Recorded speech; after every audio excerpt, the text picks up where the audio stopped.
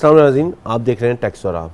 पाकिस्तान का हर सूबा जो है इस वक्त सैलाब की जर्द में है। वहाँ पे जो लोग हैं वो बहुत परेशान हैं। लोगों की ज़िंदगियाँ मफलूज हो गए रह गई हैं। लोग जो हैं वो अपने घरों से महरूम हो गए हैं। लोग अपनी फैमिली से महरूम हो गए हैं। ये कोई आम बात नहीं है। हर सूबे में तबाही तबाही है। अब हमें देखना ये है कि हम इसके लिए क्या रिकोर्स कर सकते हैं। बहुत से लोग आगे बढ़ रहे हैं, इमदाद कर रहे हैं, लेकिन ये शॉर्ट टर्म एक सपोर्ट है।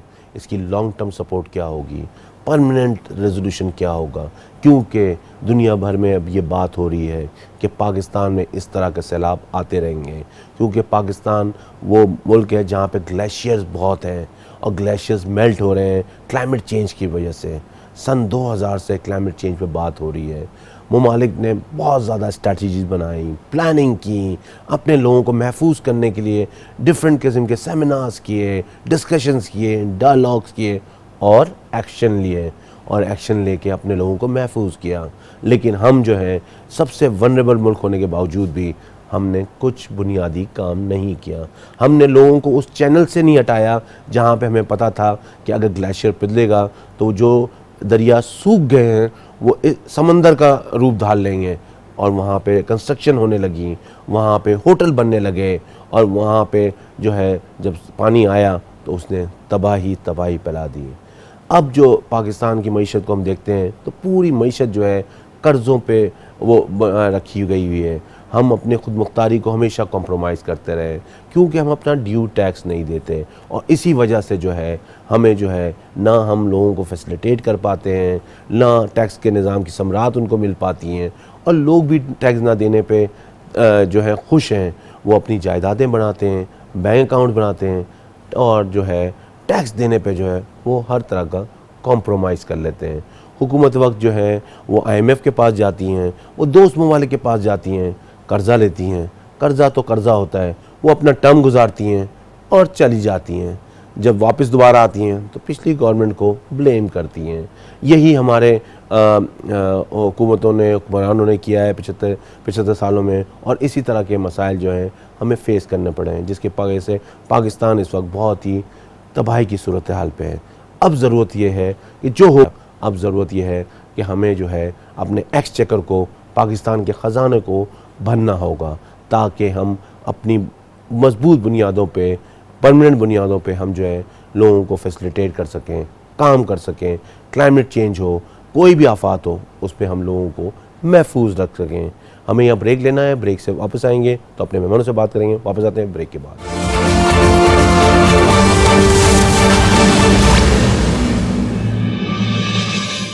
ब्रेक पे जाने से पहले हम बात कर रहे थे कि हमारी मईशत जो है वो कर्ज़ों पे है, वो ग्रांट पे है। ये मईशत कैसे आगे चलेगी, कैसे डिलीवर करेगी। हमारे साथ मौजूद हैं डॉक्टर शाहिद हसन सिद्दीकी साहब, उनसे बात करते हैं। अस्सलाम वालेकुम डॉक्टर साहब। वालेकुम अस्सलाम। बहुत शुक्रिया सर, आपने हमारे लिए वक्त निकाला। डॉक्टर साहब, हम आज बात कर रहे हैं कि मईशत जो हमारी है इसमें बुनियादी ख़राबी क्या है। देखें, इस वक्त फ्लड आया हुआ है, फिर हुकूमत जो है वो लोगों से पैसे मांग रही है, वो कह रहे हैं आप मदद करें। तो हुकूमत तो फिर रही नहीं, रियासत तो रही नहीं। अगर हुकूमत मुश्किलों में लोगों की मदद नहीं कर सकी, आम आदमी की, तो ये मईशत किस तरह, इसमें क्या बुनियादी बिगाड़ है जो कि सही होना चाहिए, और इसको आप कैसे देखते हैं। बेहद शुक्रिया, आपने बहुत ही अहम नुक्ता उठाया है। अगर आप मुझे इजाज़त दे दें तो मैं कुछ चंद आदद शुमार पेश करता जी हूँ प्लीज़। जो खुद बता देगा कि ख़राबी क्या है। खुद मसलन ये कि हमारे जो 4 साल गुजरे हैं 2019 से 2023 तक, इसमें हमारा ग्रोथ रेट जो औसतन रहा है वो 3% सालाना है सिर्फ। ठीक है। इस दौरान में $35 बिलियन के बैरूनी कर्जे बढ़ गए, ठीक है। और $105 अरब की तरसीलात आई बाहर से, सो कॉल्ड तरसीलात अगर कहें आप इनको। तो ये जो $140 अरब आया, इसका कहीं कोई इम्पैक्ट तो नजर नहीं आ रहा, नंबर एक। दूसरी बात ये थी कि जो मजमूई कर्जे बढ़े हैं, मैंने सिर्फ बैरूनी बताए थे, वो 30,000 अरब रुपए से तकरीबन 60,000 अरब रुपए हो गए, यानी दुगने हो गए। तो ये बहुत संगीन सूरत हाल है। तीसरी बात ये थी कि आप ये देखिए कि तिजारती खसारा, यानी जिसे हम ट्रेड डेफिसिट कहते हैं, वो 2022 सिर्फ एक साल में तकरीबन $48 अरब रहा, जो पिछले साल से तकरीबन $17 अरब ज़्यादा था। यानी अगर 2021 में हम मुश्किलात का शिकार थे, तो बजाय इसके कि हम मईशत को ठीक करते, हम खुदकशी की तरफ चले गए और बेतहाशा इंपोर्ट्स करके एक साल में 48 अरब डॉलर का तिजारती खसारा दिखाया, जो 17 अरब डॉलर ज्यादा था पिछले साल से। अगर ये 17 अरब डॉलर नहीं होता तो शायद ये बुरान भी नहीं आता। फिर आप आ जाइए इंपोर्ट्स पर। इंपोर्ट माफिया को भी खुश करना है और बैरूनी माफिया को भी खुश करना है। अमेरिकी सफीर भी कह रहे हैं कि जी आप लग्जरी आइटम पर इंपोर्ट जो है वो रेस्ट्रिक्शन ना लगाएं। हमारे इंपोर्ट 2022 में 80 अरब डॉलर रही, जो पिछले साल से 24 अरब डॉलर ज्यादा हैं। जो एक मुल्क 1.16 अरब डॉलर की किस्त के लिए आपने देखा कि हम कितने अरसे से पूरी कौम लगी हुई थी और हमने एक साल में 24 अरब डॉलर की इंपोर्ट्स बढ़ा दी। अगर आप 2 साल में देखें तो तकरीबन 36 अरब डॉलर की इंपोर्ट्स बढ़ी।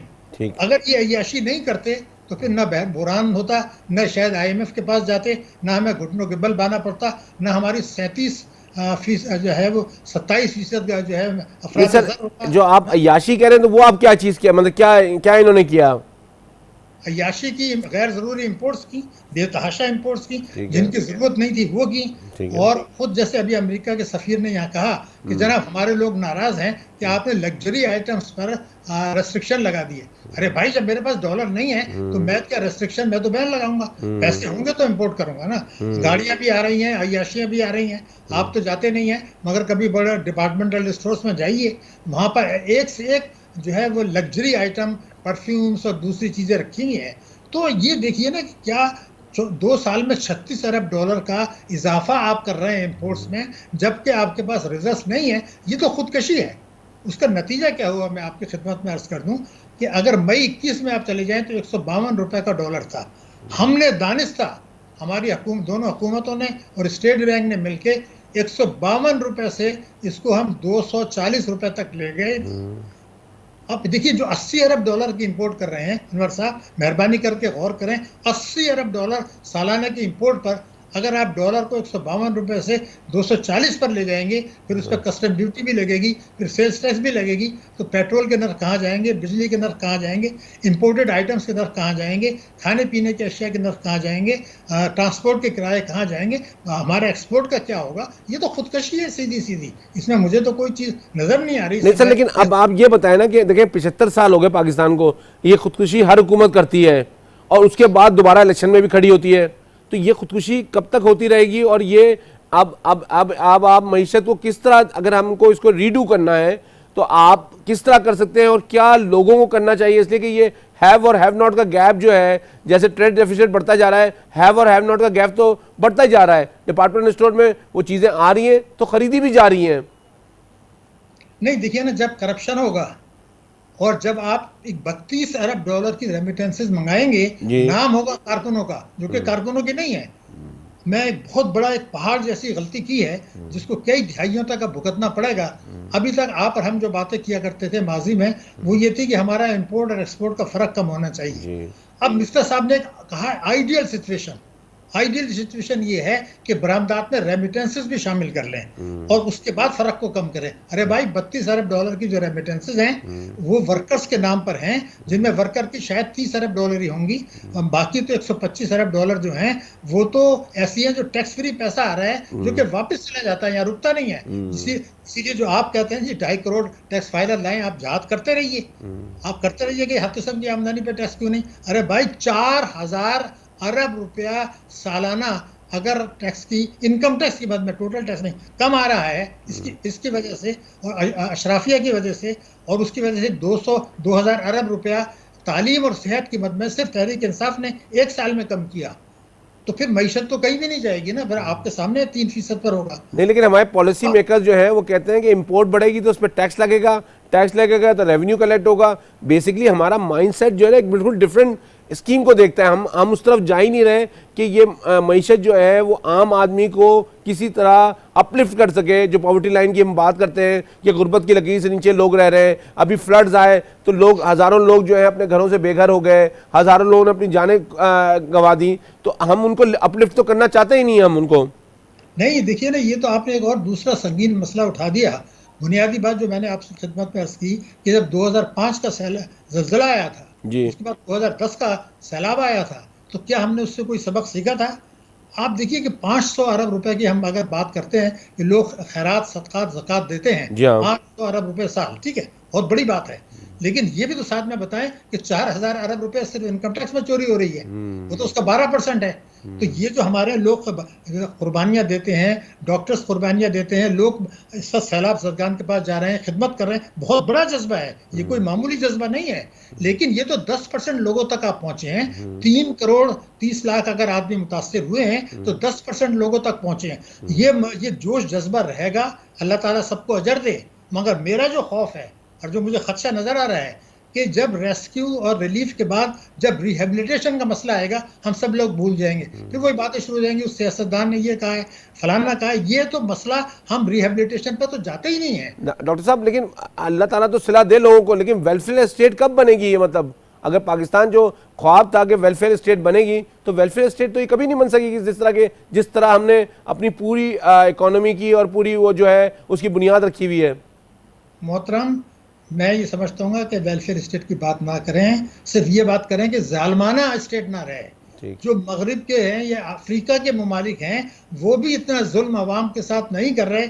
आप जिस वक्त कहेंगे, टाइम आपके पास होता नहीं है, मगर मैं आदाद शुमार पेश कर सकता हूँ। तालीम और सेहत और सोशल सेक्टर में अफ्रीका के ममालिक, बांग्लादेश के मुल्क हमसे कहीं ज़्यादा खर्च कर रहे हैं और आवाम पे टैक्सेस हम ज़्यादा लगा रहे हैं। बांग्लादेश की फीकस आमदनी हमसे बहुत ज़्यादा है। बांग्लादेश की बरामदात 52 अरब डॉलर हैं, मगर मैं आपको एक नुक्ता बता रहा हूँ, बांग्लादेश की बरामदात है 52 बिलियन डॉलर्स, मेरी बरामदात है 32 अरब डॉलर। ठीक है, 20 अरब डॉलर कम है, लेकिन हम उससे आगे कहाँ हैं?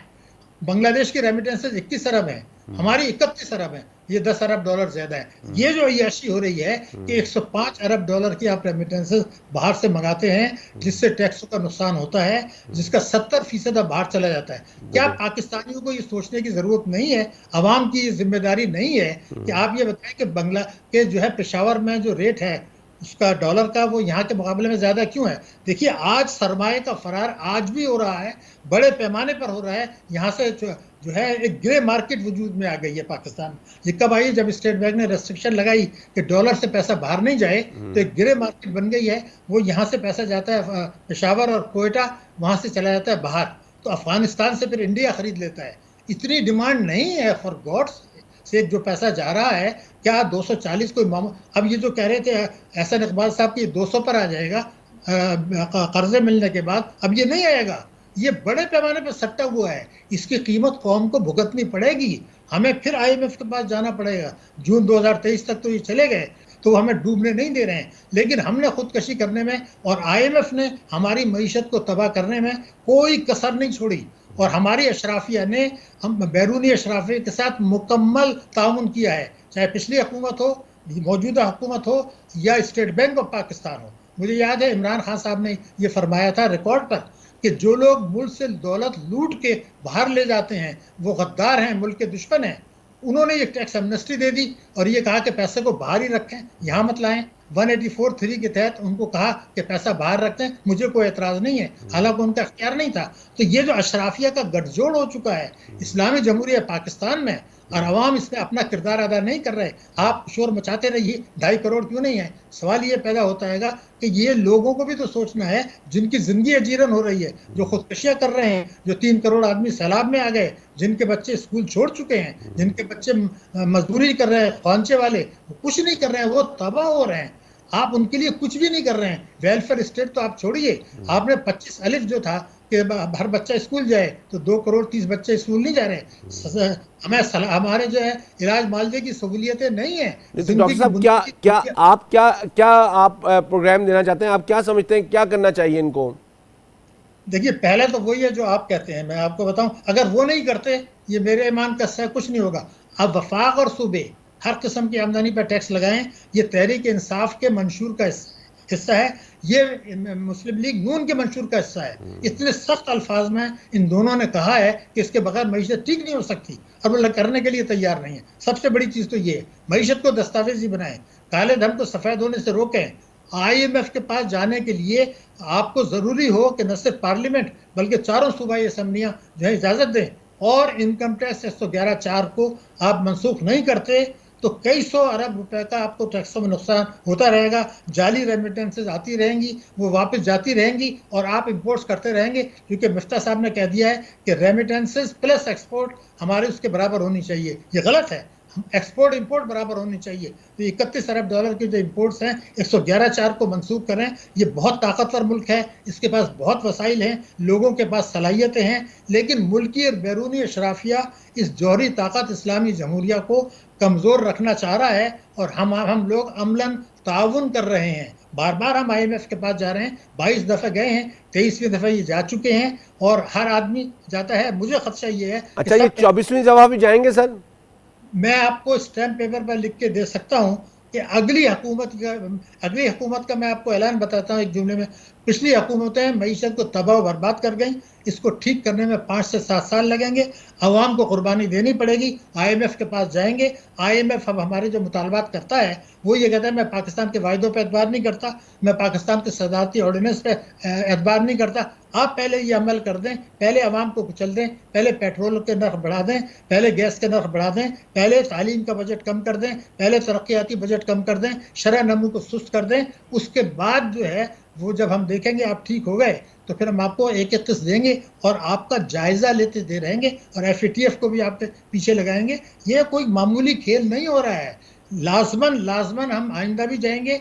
और इमरान खान ने भी कहा था, ये हुकूमत ने तो एक्सटेंशन ले ली है, ये सितंबर में ख़त्म हो रहा था, अब इन्होंने जून 2023 तक एक्सटेंशन ले ली है ताकि इनका दौर गुजर जाए, उसके बाद जिसने भुगतना हो भुगतना है। लेकिन ये लाजमी है कि आइंदा भी हम जाएंगे। मैंने दुनिया की तारीख में, मैं आपको रिकॉर्ड में बता रहा हूँ, IMF ने किसी के साथ इतनी सख्त, इतनी करके शराइत नहीं रखी जितनी इस्लामी जमहूरिया पाकिस्तान के साथ रखी। बहुत शुक्रिया डॉक्टर साहब। हमारे साथ मौजूद थे डॉक्टर शाहिद हसन सिद्दीकी साहब। बड़े वाज़ेह अंदाज में कह रहे थे कि IMF के हम 23 24 में भी जाएंगे, और IMF ने जितनी सख्त कंडीशन पाकिस्तान के साथ रखी हैं इतनी किसी मुल्क के साथ नहीं रखी। बहुत सारे ममालिक में उन्होंने लोन ग्रांट्स दी हैं, लेकिन पाकिस्तान के साथ जो सख्त कंडीशंस हैं, और वो हमारे लिए एक सवालिया निशान है, हमारे लम्हे या फ़िक्रिया है कि हम सोचें इस बात पे कि हम अपना ड्यू टैक्स लगें। हम बात हमेशा ये करते हैं कि मुझे टैक्स नहीं देना, लेकिन हमें ये बात करनी होगी कि पाकिस्तान के लिए हमें टैक्स देना पड़ेगा, और अगर हम ये टैक्स नहीं देंगे तो इसी तरह हम मखरूज होते रहेंगे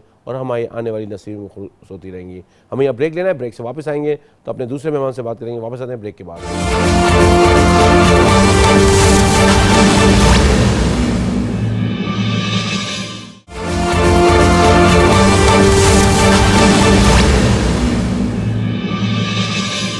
ब्रेक पे जाने से पहले हमारे साथ मौजूद थे डॉक्टर शाहिद हसन सिद्दीकी साहब। बड़े वाज़ेह अंदाज में कह रहे थे कि इनकम टैक्स ऑर्डिनेंस 1114 का प्रोविज़न हटाना चाहिए, जहां रेमिटेंस को एग्जाम किया हुआ है। काले धन को वाइट करने का जो मेकैनिज़म कोई ना रहता है पाकिस्तान में अवेलेबल, उसको बंद होना चाहिए, और इस तरह जो है टैक्सेस को जो है इम्प्लीमेंट करना चाहिए, और हर आमदनी पे टैक्स होना चाहिए। और वही कह रहे थे कि अगले दफ़ा भी जो है IMF के पास जाना पड़ेगा। हमारे साथ मौजूद हैं डॉक्टर तारिक मसूद साहब।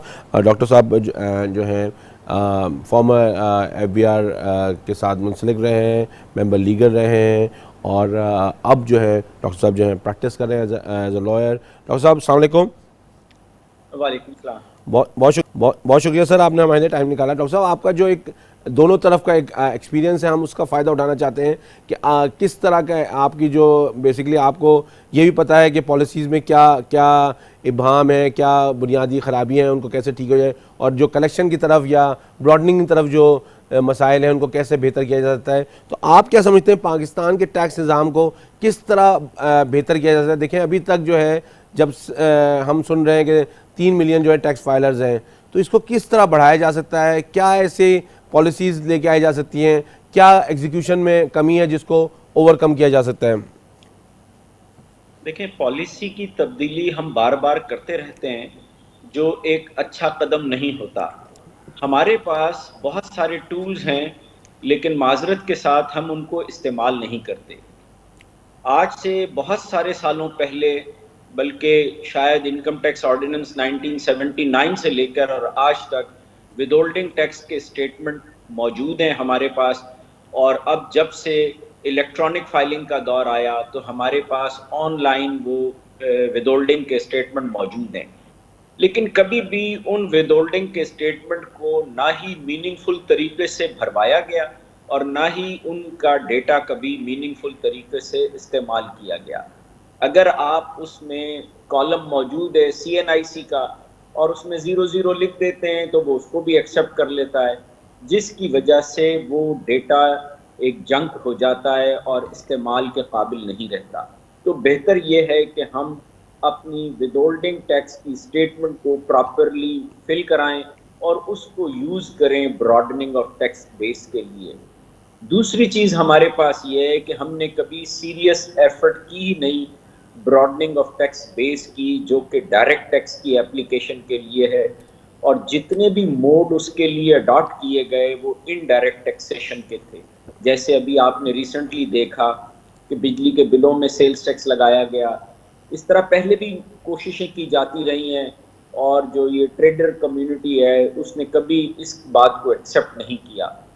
तो जब हम इस तरह के इनडायरेक्ट मेजर्स करेंगे जिससे हम 10 लोगों को पकड़ने के लिए 10,000 लोगों को उसमें फंसा देंगे, तो फिर रिजेंटमेंट शुरू होगी और वो कोई भी पॉलिसी अमल दरामद के काबिल नहीं रहेगी, क्योंकि पॉलिटिकल गवर्नमेंट होगी, फिर उसकी पॉलिटिकल कंसर्न्स होंगी और वो पॉलिसी क्रैश कर दी जाएगी। ये हमने बारहा देखा। देखिए डॉक्टर साहब, लेकिन बहुत दफ़ा एफर्ट्स तो किए गए हैं। अब जो फाइलर और नॉन फाइलर का एक स्टेटस बना दिया गया है, उसकी वजह से तो अब आप हर जगह जहाँ एज अ नॉन फाइलर है आपका डबल टैक्स कट रहा है। तो ये जो सूरत हाल है, इसके बाद तो हर आदमी ये कहता है मैंने टैक्स तो दे दिया है, मैं रिटर्न क्यों फाइल करूँ। तो ये एक अलग एक लोगों ने एक अपना बहाना बना लिया है अपने आप को सिस्टम से बाहर रखने का। देखें, जब मैं किसी भी टैक्स को इस तरह इस्तेमाल करता हूं कि उसको मैं इनडायरेक्ट टैक्स में कन्वर्ट कर सकूं, यानी इनडायरेक्ट टैक्स और डायरेक्ट टैक्स का फर्क आप मुझसे बेहतर समझते हैं कि जिसका बर्डन जो है वो डायरेक्टली शिफ्ट ना किया जा सके कंज्यूमर पर। तो जब मैं इस तरह करता हूं कि मुझे नॉन फाइलर होकर किसी चीज पर टैक्स ज्यादा लग जाता है तो मैं कॉस्ट में बिल्ड कर लेता हूं, तो इसका बर्डन फौरन शिफ्ट कर देता हूं और उसकी वजह से फिर महंगाई होती है और चीज़ें कीमतें ज़्यादा बढ़ जाती हैं, क्योंकि उसमें वो एलिमेंट होता है शामिल। तो हम कह तो रहे होते हैं कि मैं नॉन फाइलर होने की वजह से ज़्यादा टैक्स देता हूं, लेकिन सवाल ये है कि लोग इस बात को तरजीह क्यों देते हैं कि वो फाइलर ना बने और वो नॉन फाइलर रहकर ज़्यादा टैक्स पे करें। हमें कभी इस बात पर भी गौर करना चाहिए कि क्या हमारे टैक्स दफातर उन पुलिस स्टेशन की तरह तो नहीं हो गए जहां पे जाते हुए एक शरीफ आदमी को डर लगता है। तो अगर एक टैक्स पेयर को टैक्स नेट में, जिसको हम नेट कहते हैं, बल्कि हम तो उसको कहते हैं कि जी टैक्स की फोल्ड में आइए, तो अगर उस आने के लिए टैक्स पेयर को डर लगता है और वो इजाफी कीमत देने को भी तैयार होता है, तो कुछ ना कुछ तो गलत है जिसे हमें ठीक करना होगा। हमें टैक्स पेयर का कॉन्फिडेंस बहाल करना होगा और उस टैक्स को उस तरीके से, एहसन तरीके से नफाज करना होगा जहां पे हम अपने मकासद और अहदाफ को हासिल कर सकें, ना कि उस तरीके से जहां पे वो दरमियान में ही रास्ते में हमारा काम अधूरा रह जाए और पॉलिसी भी बने और इम्प्लीमेंट ना हो सके। डॉक्टर साहब, अब जो आर्टिफिशियल इंटेलिजेंस का दौर है, इसको भी हम यूज नहीं कर पा रहे हैं अभी तक। देखिए, अगर हम डिजिटल मैपिंग करें, सैटेलाइट इमेजरी को यूज करें, मार्केट के इलेक्ट्रॉनिक सर्वे कराएं, तो ये कोई बहुत मुश्किल काम नहीं है। अपनी बात करना कोई बहुत ज़्यादा मुनासिब नहीं होता, लेकिन मैं जब सर्विस में था तो हमने ब्रॉडनिंग ऑफ टैक्स बेस के लिए ये तमाम चीज़ें इस्तेमाल की थी और एक डॉक्यूमेंट्री भी बनाई थी जो बाकी टैक्स ऑफिसेस के लिए इस्तेमाल होनी थी कि ब्रॉडनिंग ऑफ टैक्स बेस की एक्सरसाइज को किया कैसे जाना चाहिए। लेकिन वो हमारे यहाँ इंस्टीट्यूशनल मेमोरी नहीं रखी जाती और वो चीज़ें जो हैं वो फाइल हो जाती हैं और किसी फाइल की ज़ीनत बन जाती है और उन पर अमल नहीं होता। तो बुनियादी चीज़ ये है कि हमें कुछ ऐसी चीज़ें करनी होंगी जो कि ऑन द स्पॉट जाकर हम उसकी ब्रॉडनिंग करें, और जब तक इसमें पॉलिटिकल विल शामिल नहीं होगी और आवाम को तरगीब नहीं दी जाएगी और उनको ये दिखाया नहीं जाएगा कि ये जो टैक्स है ये उन्हीं के बेनिफिट के लिए है और वो इस्तेमाल भी उनके बेनिफिट के लिए होगा, तो लोग वॉलंटरी टैक्स में नहीं आएंगे। टैक्स दुनिया भर में कहीं भी लोग खुशी से नहीं देते, उसके लिए आपको स्टेट की विल और इन्फोर्सिंग पावर जो है वो दिखानी पड़ती है, उसके बगैर टैक्स का लेना बहुत मुश्किल काम है। डॉक्टर साहब आपका बहुत शुक्रिया, आपने हमारे लिए वक्त निकाला। नाज़रीन हमारे साथ मौजूद थे डॉक्टर तारिक मसूद, बड़े वाज़े अंदाज में कह रहे थे टैक्स पे काम होना चाहिए। उन्होंने बताया कि किस तरह उन्होंने भी काम किया था और आर्टिफिशियल इंटेलिजेंस का भी सहारा लिया जाता है। और जब उन्होंने एक बात बड़ी अच्छी कही कि जब कोई आदमी ज़्यादा टैक्स रह के सिस्टम से बाहर रहना चाहता है, उसकी क्या वजूहत हैं वो आपको मालूम करना चाहिए। इसलिए कि अगर वो ज़्यादा टैक्स भी दे रहा है और सिस्टम से बाहर रहना है, इसका मतलब आपके सिस्टम या आपका जो दफातर हैं वो कोई थाना तो नहीं बन गए जिसकी वजह से लोग डर रहे हैं वहाँ जाने से। तो ये भी पॉलिसी मेकर्स को देखना पड़ेगा। और पाकिस्तान की मीशत को जब हम देखते हैं तो पाकिस्तान जो है शाद बात जो है सिर्फ उस सूरत में हो सकता है जब आप अपना ड्यू टैक्स दें, और ड्यू टैक्स आपको खुद देना होगा। यहाँ बात हम हमेशा करते रहे हैं कि टैक्स में लोग जो हैं टैक्स खुद नहीं देते, लेकिन इस मुल्क के लिए जब हम देखते हैं वालाना मोहब्बत देखते हैं, लोगों का इजहार देखते हैं, तो ये भी एक इजहार है कि आप ज़्यादा टैक्स ना दें लेकिन अपना ड्यू टैक्स दें। हमें यहाँ अपने प्रोग्राम को क्लोज़ करना है। हम बात हमेशा करते हैं, बहुत सिंपल सी बात है, ये समझने की बात है। वो कारोबारी हजरात हों, वो ट्रेडर्स हों, उनको ये समझना चाहिए कि अगर वो अपना टैक्स नहीं देंगे तो पाकिस्तान आगे नहीं चलेगा। पाकिस्तान आगे नहीं चलेगा तो मईशत आगे नहीं चलेगी। मईशत आगे नहीं चलेगी तो उनका कारोबार आगे नहीं चलेगा। उनका कारोबार आगे नहीं चलेगा तो पाकिस्तान का मुस्तकबिल आगे नहीं चलेगा। मुझे इजाज़त दिए, अल्लाह ने के बाद।